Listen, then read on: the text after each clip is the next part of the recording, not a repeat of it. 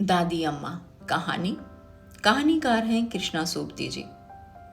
बाहर फिर आ गई बसंत की हल्की हवाएं पतझड़ के फीके ऊँटों को चुपके से चूम गई। जाड़े ने सिकुड़े सिकुड़े पंख फड़फड़ाए और सर्दी दूर हो गई। आंगन में पीपल के पेड़ पर नए पात खिलखिलाए।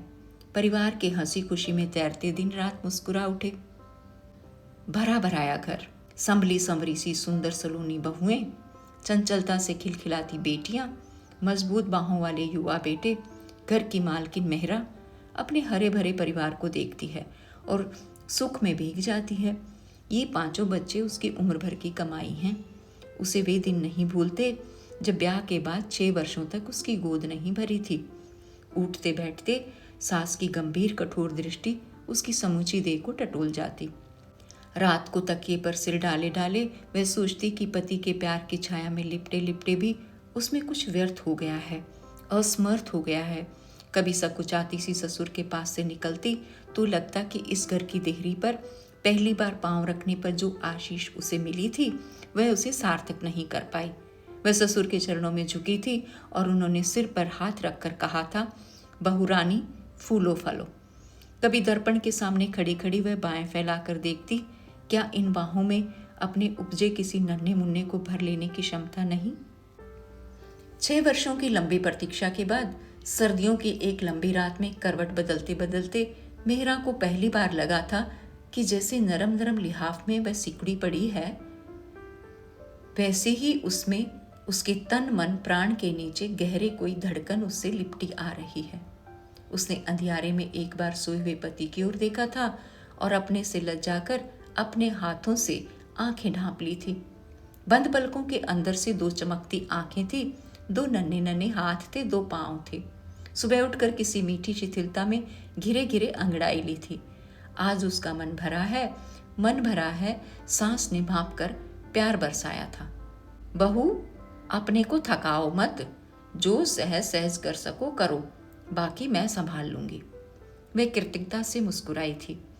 काम पर जाते जाते पति को देखकर मन में आया था कि कहे, अब तुम मुझसे अलग बाहर ही नहीं मेरे अंदर भी हो। दिन में सांस आ बैठी, माथा सहलाते सहलाते बोली, बहू रानी भगवान मेरे बच्चे को तुम सा रूप दे और मेरे बेटे सा जिगरा। बहू की पलकें झुकाई। बेटी उस मालिक का नाम लो जिसने बीज डाला है, वह फल भी देगा। मेहरा को माँ का घर याद हो आया। पास पड़ोस की स्त्रियों के बीच माँ भाभी का हाथ आगे कर रही है, बाबा ये बताओ मेरी बहू के भाग्य में कितने फल हैं। पास खड़ी मेहरा समझ नहीं पाई थी, हाथ में फल? माँ हाथ में फल कब होते हैं? फल किसे कहती हो माँ?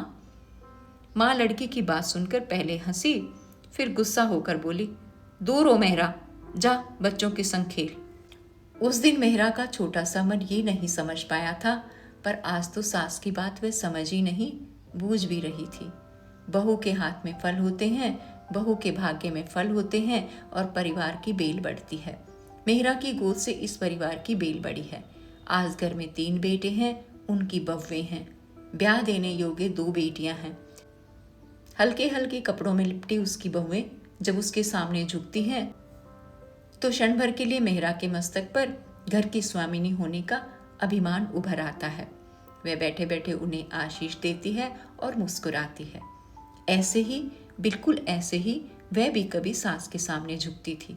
आज तो वह तीखी निगाह वाली मालकिन बच्चों की दादी अम्मा बनकर रह गई है। पिछवाड़े के कमरे में से जब दादा के साथ बोलती हुई अम्मा की आवाज़ आती है तो पोते क्षण भर ठिठक कर अनसुनी कर देते हैं। बहुएं एक दूसरे को देखकर मन ही मन हंसती हैं।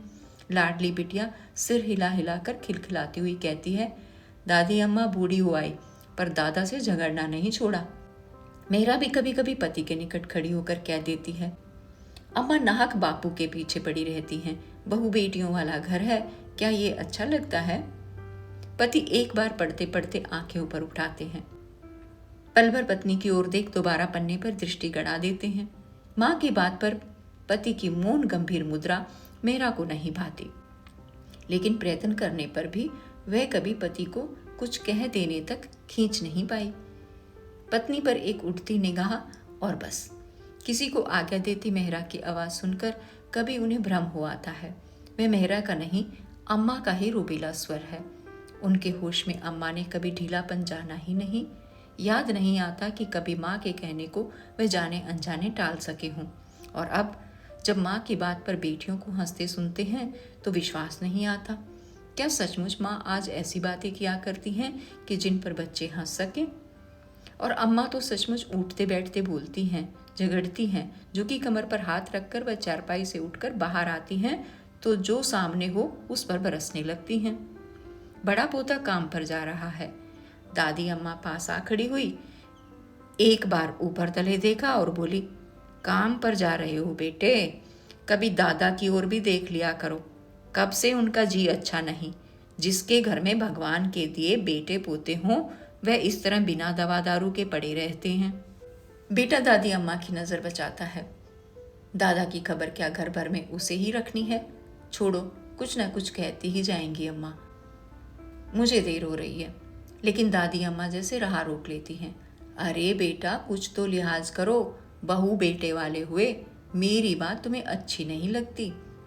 मेहरा मंजली बहू से कुछ कहने जा रही थी, लौटती हुई बोली, अम्मा कुछ तो सोचो, लड़का बहू बेटों वाला है तो क्या उस पर तुम इस तरह बरसती रहोगी?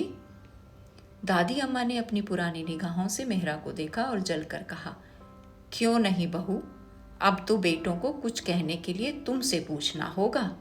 ये बेटे तुम्हारे हैं, घर बार तुम्हारा है, हुक्म हासिल तुम्हारा है। मेरा पर इस सब का कोई असर नहीं हुआ। सास को वहीं खड़ा छोड़ वह बहू के पास चली गई।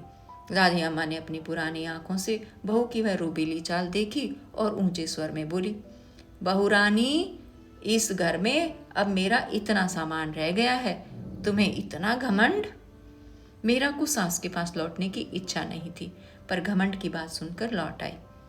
मान की बात करती हो अम्मा, तो आए दिन छोटी छोटी बात लेकर जलने कल्पने से किसी का मान नहीं रहता। इस उल्टी आवाज ने दादी अम्मा को और जला दिया। हाथ हिला हिलाकर क्रोध में रुक रुक कर बोली, बहू, ये सब तुम्हारे अपने सामने आएगा। तुमने जो मेरा जीना दुर्भर कर दिया है, तुम्हारी तीनों भुवें भी तुम्हें इसी तरह समझेंगी। क्यों नहीं, जरूर समझेंगी। कहती कहती दादी अम्मा झुकी कमर से पग उठाती अपने कमरे की ओर चल दी। राह में बेटे के कमरे का द्वार खुला देखा और बोली, जिस बेटे को मैंने अपना दूध पिलाकर पाला, आज उसे देखे मुझे महीने बीत जाते हैं। उससे इतना नहीं हो पाता कि बूढ़ी अम्मा की सुधि ले ले। मेरा मंजली बहू को घर के काम धंधे के लिए आदेश दे रही थी, पर कान इधर ही थे। बहुएं उसे भी समझेंगी। इस अभिशाप को वह कड़वा गुड़ समझकर पी गई थी, पर पति के लिए सास का ये उल्हाना सुनकर न रहा गया।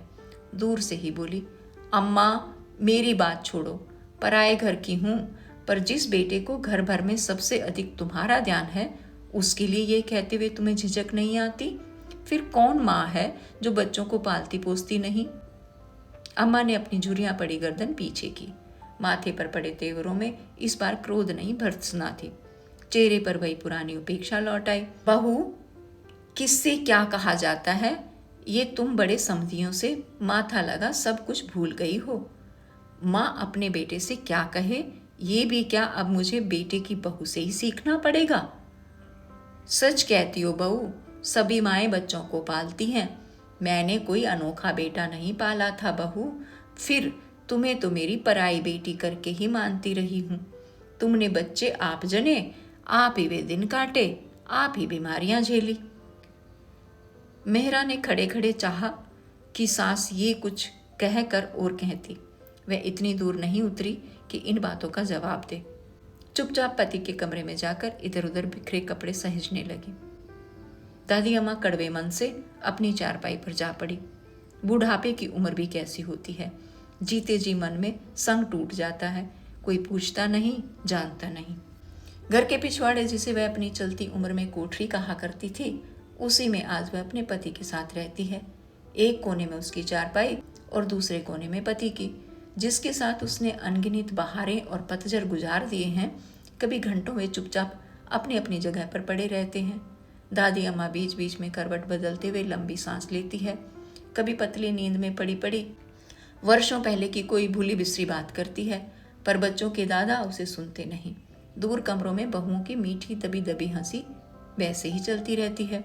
बेटियां खुले खुले खिलखिलाती हैं, बेटों के कदमों की भारी आवाज़ कमरे तक आकर रह जाती है और दादी अम्मा और पास पड़े दादा में जैसे बीत गए वर्षों की दूरी झूलती रहती है। आज दादा जब घंटों धूप में बैठकर अंदर आए तो अम्मा लेटी नहीं, चारपाई की बाह पर बैठी थी। गाढ़े की धोती से पूरा तन नहीं ढका था, पल्ला कंधे से गिरकर एक ओर पड़ा था, वक्ष खुला था। आज वक्ष में ढकने को रह भी क्या गया था। गले और गर्दन की झुर्रियां एक जगह आकर इकट्ठी हो गई थी। पुरानी छाती पर कई तिल चमक रहे थे। सिर के बाल उदासीनता से माथे के ऊपर सटे थे। दादा ने देखकर भी नहीं देखा। अपने सा पुराना कोट उतारकर खूंटी पर लटकाया और चारपाई पर लेट गए। दादी अम्मा देर तक बिना हिले डुले वैसी की वैसी बैठी रही। सीढ़ियों पर छोटे बेटे के पांव के उतावली सी आहट हुई। उमंग की छोटी सी गुनगुनाहट द्वार तक आकर लौट गई। ब्याह के बाद के वे दिन, मीठे मधुर दिन। पांव बार बार घर की ओर लौटते हैं। प्यार सी बहू आंखों में प्यार भर भर कर देखती है, लजाती है, सकुचाती है और पति की बाहों में लिपट जाती है। अभी कुछ महीने हुए ये छोटा बेटा माथे पर फूलों का सेहरा लगाकर ब्याहने गया था, बाजे गाजे के साथ। जब लौटा तो संग में दुल्हन थी। सबके साथ दादी अम्मा ने भी पतोहू का माथा चूमकर उसे हाथ का कंगन दिया था। पतोहू ने झुककर दादी अम्मा के पांव छुए थे और अम्मा लेन देन पर मेहरा से लड़ाई झगड़े की बात भूलकर कई क्षण दुल्हन के मुखड़े की ओर देखती रही थी। छोटी बेटी ने चंचलता से परिहास कर कहा था, दादी अम्मा सच कहो, भैया की दुल्हन तुम्हें पसंद आई? क्या तुम्हारे दिनों भी शादी ब्याह में ऐसे ही कपड़े पहने जाते थे? कहकर छोटी बेटी ने दादी के उत्तर की प्रतीक्षा नहीं की। हंसी हंसी में किसी ओर से उलझ पड़ी। मेहरा बहू बेटे को घेर कर अंदर ले चली। दादी अम्मा भटकी भटकी दृष्टि से वे अनगिनत चेहरे देखती रही। कोई पास पड़ोसिन उसे बधाई दे रही थी। बधाई हो अम्मा, सोने की बहू आई है। शुक्र है उस मालिक का, तुमने अपने हाथों छोटे पोते का भी काज संवारा। अम्मा ने सिर हिलाया। सचमुच आज उस जैसा कौन है। पोतों की उसे होंस थी, आज पूरी हुई। पर काज संवारने में उसने क्या किया? किसी ने कुछ पूछा नहीं तो करती क्या? समधिनों से बातचीत, लेन देन, दुल्हन के कपड़े गहने, ये सब मेहरा के अभ्यस्त हाथों से होता रहा है। घर में पहले 2 ब्याह हो जाने पर अम्मा से सलाह सम्मति करना भी आवश्यक नहीं रह गया। केवल कभी कभी कोई नया गहना गढ़वाने पर या नया जोड़ा बनवाने पर मेहरा उसे सास को दिखा देती रही है। बड़ी बेटी देखकर कहती है, माँ अम्मा को दिखाने जाती हो, वह तो कहेंगी ये गले का गहना हाथ लगाते उड़ता है, कोई भारी ठोस खंठा बनवाओ, सिर की सिंगार पट्टी बनवाओ। मेरे अपने ब्याह में मायके से 50 तोले का रानी हार चढ़ा था, तुम्हें याद नहीं? तुम्हारे ससुर को कहकर उसी के भारी जड़ाऊ कंगन बनवाए थे तुम्हारे ब्याह में। मेरा बेटी की ओर लाड से देखती है। लड़की झूठ नहीं कहती। बड़े बेटों की सगाई में, ब्याह में अम्मा 20 बार ये दोहरा चुकी हैं। अम्मा को कौन समझाए कि ये पुरानी बातें पुराने दिनों के साथ गई। अम्मा नाते रिश्तों की भीड़ में बैठी बैठी ऊँघती रही। एकाएक आंख खुली तो नीचे लटकते पल्ले से सिर ढक लिया। एक बेखबरी की उघाड़े सिर बैठी रही। पर दादी अम्मा को इस तरह अपने को संभालते किसी ने देखा तक नहीं। अम्मा की ओर देखने की सुधि भी किसे है। बहू को नया जोड़ा पहनाया जा रहा है। रोशनी में दुल्हन शर्मा रही है, नंदे हास प्रयास कर रही हैं। मेरा घर में तीसरी बहू को देखकर मन ही मन सोच रही है कि बस अब दोनों बेटियों को ठिकाने लगा दे तो सुखरू हो। बहू का श्रृंगार देख दादी अम्मा बीच बीच में कुछ कहती हैं। लड़कियों में ये कैसा चलन है आजकल, बहू के हाथों और पैरों में मेहंदी नहीं रचाई, यही तो पहला शगुन है। दादी अम्मा की इस बात को जैसे किसी ने सुना नहीं। आज श्रृंगार में चमकती बहू को घेर कर मेहरा दूल्हे के कमरे की ओर ले चली। नाते रिश्ते की युवतियां मुस्कुरा मुस्कुरा कर शर्माने लगी। दूल्हे के मित्र भाई आंखों में नहीं बाहों में नए चित्र भरने लगे और मेहरा बहू पर आशीर्वाद बरसाकर लौटी तो देरी के संग लगी दादी अम्मा को देखकर स्नेह जताकर बोली, आओ अम्मा, शुक्र है भगवान का आज ऐसी मीठी घड़ी आई। अम्मा सिर हिलाती हिलाती मेहरा के साथ बोली, पर आंखें जैसे वर्षों पीछे घूम गई। ऐसे ही एक दिन वह मेहरा को अपने बेटे के पास छोड़ आई थी। वह अंदर जाती थी, बाहर आती थी। वह इस घर की मालकिन थी। पीछे और पीछे बाजे गाजे के साथ उसका अपना डोला इस घर के सामने आ खड़ा हुआ। गहनों की छनकार करती वह नीचे उतरी, घूंघट की ओट से मुस्कुराती, नीचे झुकती और पति की बूढ़ी फूफी से आशीर्वाद पाती। दादी अम्मा को ऊँघते देख बड़ी बेटी हिलाकर कहने लगी, उठो अम्मा, जाकर सो रहो, यहाँ तो अभी देर तक हंसी ठट्ठा होता रहेगा। दादी अम्मा झपी झपी आंखों से पोती की ओर देखती है और झुकी कमर पर हाथ रखकर अपने कमरे की ओर लौट जाती है। उस दिन अपनी चारपाई पर लेटकर दादी अम्मा सोई नहीं। आंखों में न ऊँघ थी न नींद। एक दिन वह भी दुल्हन बनी थी। बूढ़ी फूफी ने सजाकर उसे भी पति के पास भेजा था। तब क्या उसने ये कोठरी देखी थी? ब्याह के बाद वर्षों तक उसने जैसे ये जाना ही नहीं कि फूफी दिन भर काम करने के बाद रात को यहाँ सोती है। आंखें मूंद जाने से पहले जब फूफी बीमार हुई तो दादी अम्मा ने कुलीन बहू की तरह उनकी सेवा करते करते पहली बार ये जाना था कि घर में इतने कमरे होते हुए भी फूफी इसी पिछवाड़े में अपने अंतिम दिन बरस काट गई। पर यह देखकर जानकर उसे आश्चर्य नहीं हुआ था।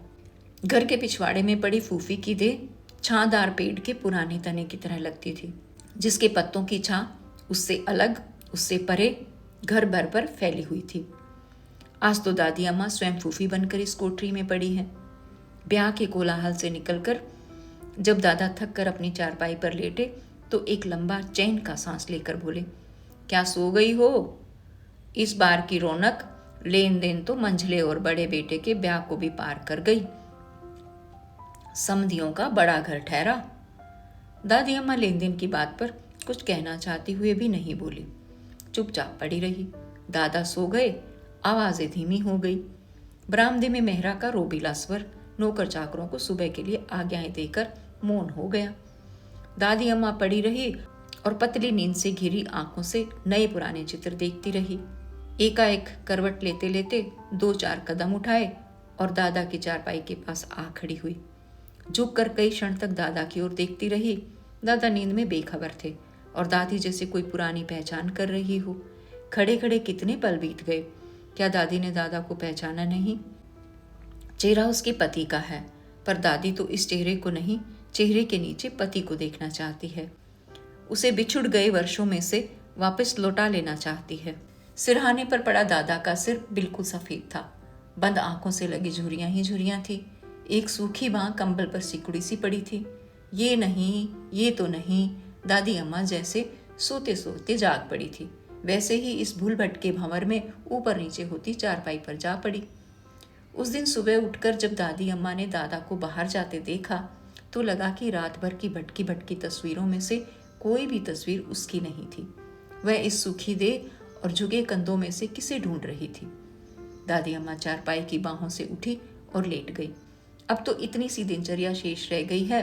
बीच बीच में कभी उठकर बहुओं के कमरों की ओर जाती है और लड़ झगड़ कर लौट आती हैं। कैसे हैं उसके पोते जो उम्र के रंग में किसी की बात नहीं सोचते, किसी की ओर नहीं देखते। बहू और बेटा, उन्हें भी कहाँ फुर्सत है। मेहरा तो कुछ न कुछ कहकर चोट करने से भी नहीं चूकती। लड़ने को तो दादी भी कम नहीं, पर अब तीखा तेज बोल देने पर जैसे वे थक कर चूर चूर हो जाती हैं। बोलती हैं, बोले बिना रह नहीं पाती, पर बाद में घंटों बैठी सोचती रहती है कि वह क्यों उनसे माथा लगाती है जिन्हें उसकी परवाह नहीं। मेहरा की तो अब चाल ढाल ही बदल गई है। अब वह उसकी बहू नहीं, 3 बहुओं की सास है। ठहरी हुई गंभीरता से घर का शासन चलाती है। दादी अम्मा का बेटा अब अधिक तोड़ धूप नहीं करता। देख रेख से अधिक अब बहुओं द्वारा ससुर का आदर मान ही अधिक होता है। कभी अंदर बाहर जाते अम्मा मिल जाती है तो झुककर बेटा माँ को प्रणाम अवश्य करता है। दादी अम्मा गर्दन हिलाती हिलाती आशीर्वाद देती है, जियो बेटा जियो। कभी मेहरा की जली कटी बातें सोच बेटे पर क्रोध और अभिमान करने को मन होता है, पर बेटे को पास देखकर दादी अम्मा सब भूल जाती है। ममता भरी पुरानी आंखों से निहार कर बार बार आशीर्वाद बरसाती चली जाती है।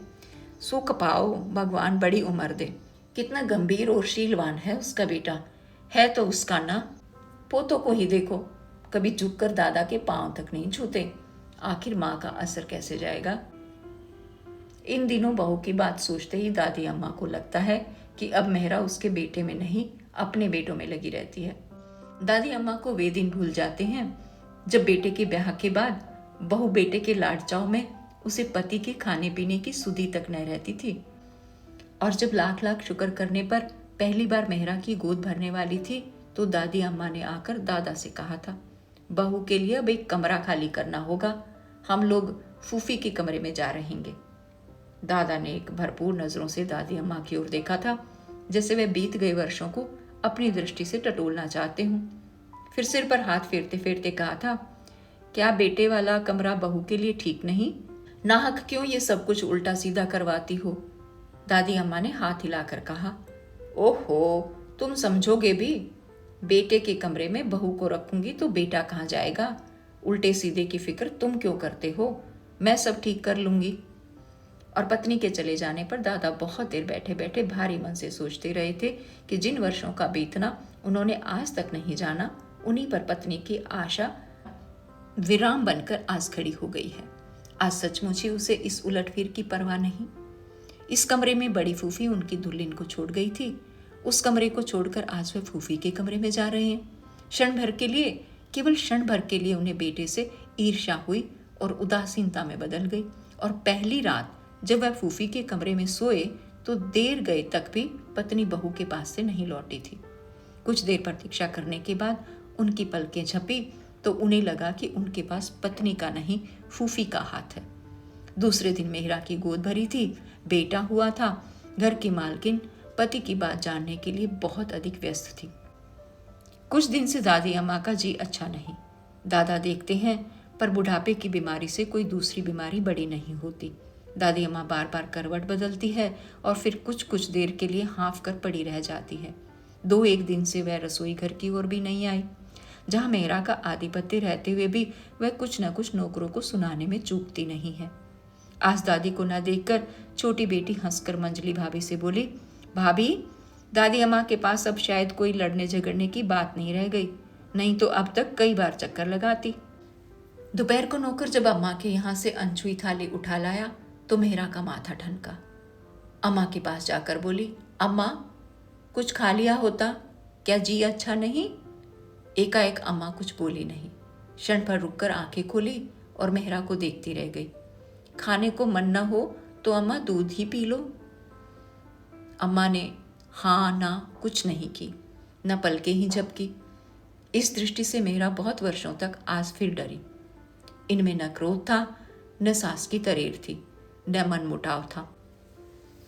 एक लंबा गहरा उल्हाना पहचानते मेहरा को देर नहीं लगी। डरते डरते सास के माथे को छुआ, ठंडे पसीने से भीगा था। पास बैठकर धीरे से स्नेह भरे स्वर में बोली, अम्मा, जो कहो बना लाती हूँ। अम्मा ने सिरहाने पर पड़े पड़े सिर हिलाया, नहीं कुछ नहीं, और बहू के हाथ से अपना हाथ खींच लिया। मेहरा पल भर कुछ सोचती रही और बिना आहट के बाहर हो गई। बड़ी बहू के पास जाकर चिंतित स्वर में बोली, बहू, अम्मा कुछ अधिक बीमार लगती हैं, तुम जाकर पास बैठो तो मैं कुछ बना लाऊं। बहू ने सास की आवाज में आज पहली बार दादी अम्मा के लिए घबराहट देखी। दबे पांव जाकर अम्मा के पास बैठ हाथ पांव दबाने लगी। अम्मा ने इस बार हाथ नहीं खींचे, ढीली सी लेटी रही। मेहरा ने रसोई घर में जाकर दूध गर्म किया, औटाने लगी तो एकाएक हाथ अटक गया। क्या अम्मा के लिए अंतिम बार दूध लिए जा रही है? दादी अम्मा ने बेखबरी में 2-4 घूंट दूध पीकर छोड़ दिया। चारपाई पर पड़ी अम्मा चारपाई के साथ लगी दिखती थी। कमरे में कुछ अधिक सामान नहीं था। सामने के कोने में दादा का बिछोना बिछा था। शाम को दादा आए तो अम्मा के पास बहू और पतोहू को बैठे देख पूछा, अम्मा तुम्हारी रूठ कर लेटी है या? मेहरा ने अम्मा की बाह आगे कर दी। दादा ने छूकर होले से कहा, जाओ बहू, बेटा आता ही होगा, उसे डॉक्टर को लिवाने भेज देना। मेरा ससुर के शब्दों की गंभीरता को जानते हुए चुपचाप बाहर हो गई। बेटे के साथ जब डॉक्टर आया तो दादी अम्मा के तीनों पोते भी वापस आ खड़े हुए। डॉक्टर ने सदे सदाए हाथों से दादी की परीक्षा की।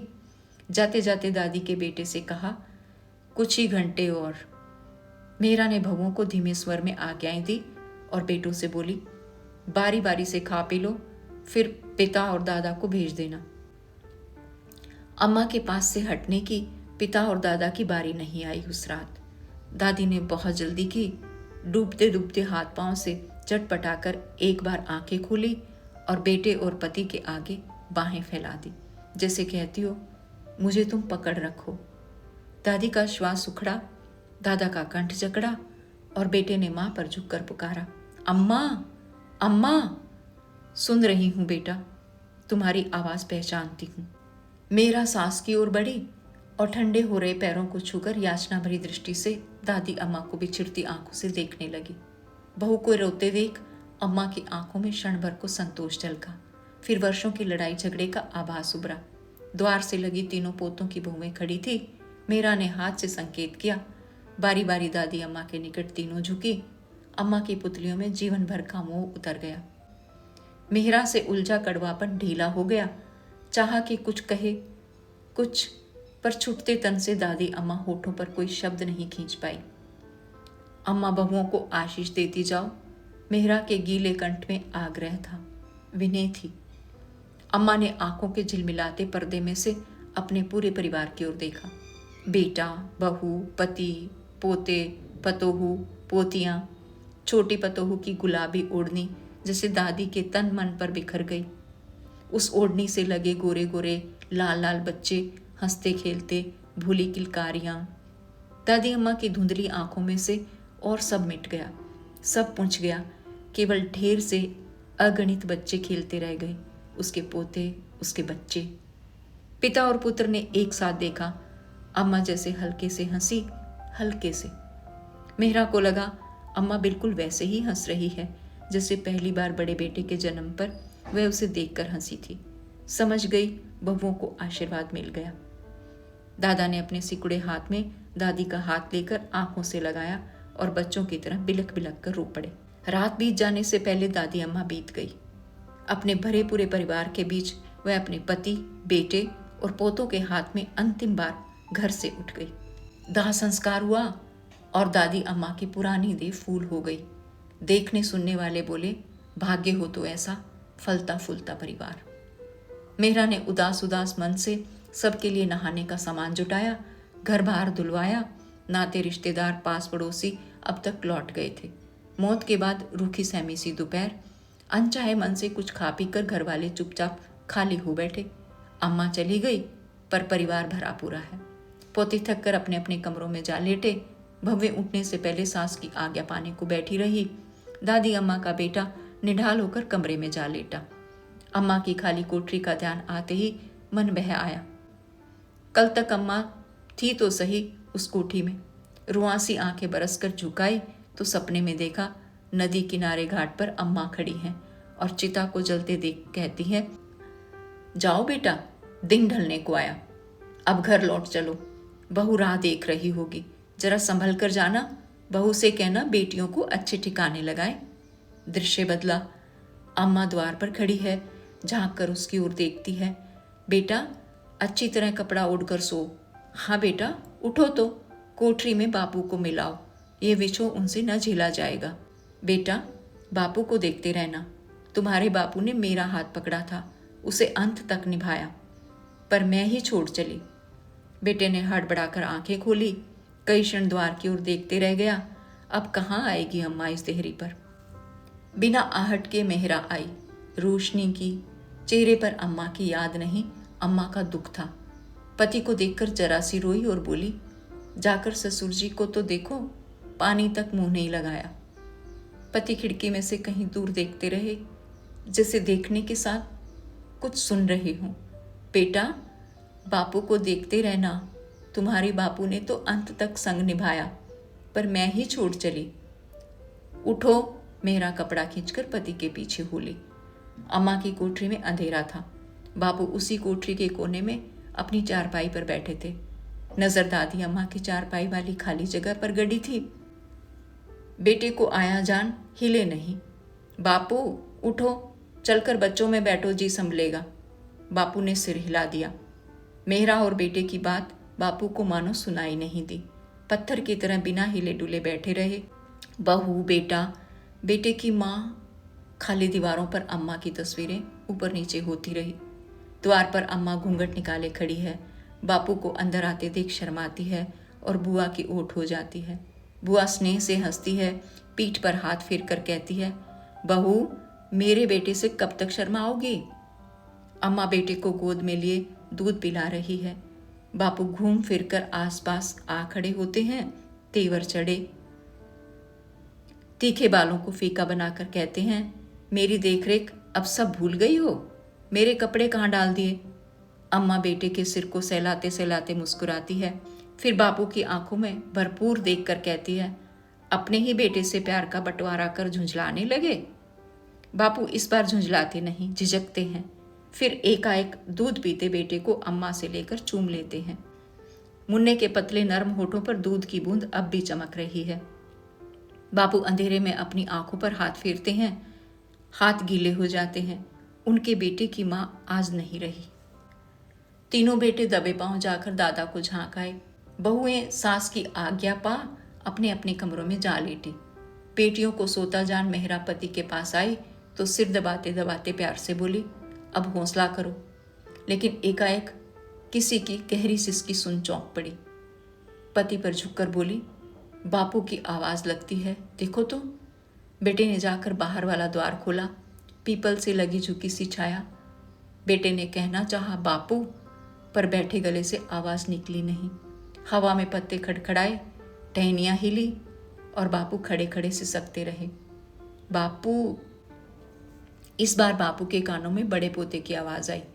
सिर ऊंचा किया तो तीनों बेटों के साथ देहरी पर झुकी मिहिरा दिख पड़ी। आंसुओं के गीले पूर में से धुंध बह गई।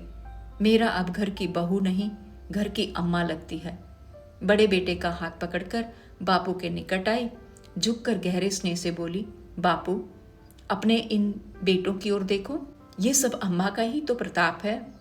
महीने भर के बाद बड़ी बहू की झोली भरेगी, अम्मा का परिवार और फूलेगा फलेगा। बापू ने इस बार सिसकी नहीं भरी, आंसुओं को खुले बह जाने दिया। पेड़ के कड़े तने से हाथ उठाते उठाते सोचा, दूर तक धरती में बैठी अगणित जड़ें अंदर ही अंदर इस बड़े पुराने पीपल को थामे हुए हैं। दादी अम्मा इसे नित्य पानी दिया करती थी, आज वह भी धरती में समा गई है। उसके तन से ही तो बेटे पोतों का यह परिवार फैला है। पीपल की घनी छां की तरह ये और फैलेगा। बहू सच कहती है, ये सब अम्मा का ही प्रताप है। वह मरी नहीं, वह तो अपनी देह पर के कपड़े बदल गई है। अब वह बहू में जिएगी, फिर बहू की बहू में।